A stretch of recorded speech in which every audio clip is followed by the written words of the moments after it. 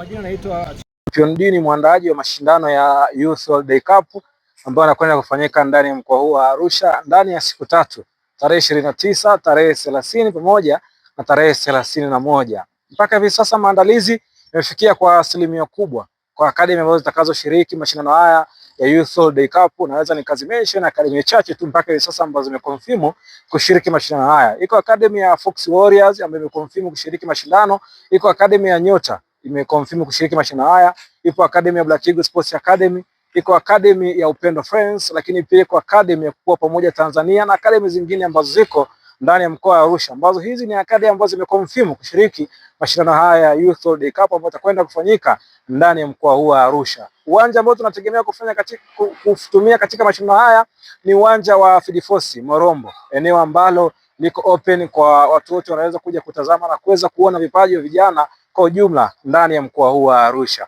Binafsi kwa upande wangu kama mwandaaji, na wakaribisha wadau waweze kujitokeza kuja kwa support vijana hawa ambao wana vipaji ndani ya mkoa huu wa Arusha. Milango iko wazi, tunakaribisha wadhamini kwa sababu mpaka hivi sasa hatuna mdhamini kwa mashindano haya ya Youth World Day Cup. Lakini pia nitoe ufafanuzi tuko chache, pengine mtu anaweza akawa anajiuliza Youth World Day Cup haya mashindano vipi? Ni kwa mara ya kwanza mashindano haya yanafanyika ndani ya mkoa huu wa Arusha, lakini pia ni mashindano ambayo yanakwenda kufanyika mwisho wa mwaka. Licha kuwa mara ya kwanza yanakwenda kufanyika mwisho wa mwaka, na kama wewe umesikia hapo tarehe ni tarehe 29, 30 moja tarehe 31, na itakuwa ni mwendelezo wa mashindano haya ya Youth World Day Cup. Hatutaishia hapa baada ya kuyafanya mashindano haya, lakini pia kutakuwa kuna scout ambao watatokea katika mikoa tofauti tofauti. Tutakuwa na mgeni kutoka Fountain Gate ambaye atakuja kuscout vijana, kutakuwa kuna mgeni kutoka Singida ambaye atakuja kuscout vijana, kutakuwa kuna mgeni pia kutoka Morogoro kuja kuscout vijana, mikoa mingine ambayo tumeweza kualika kuja kuscout vijana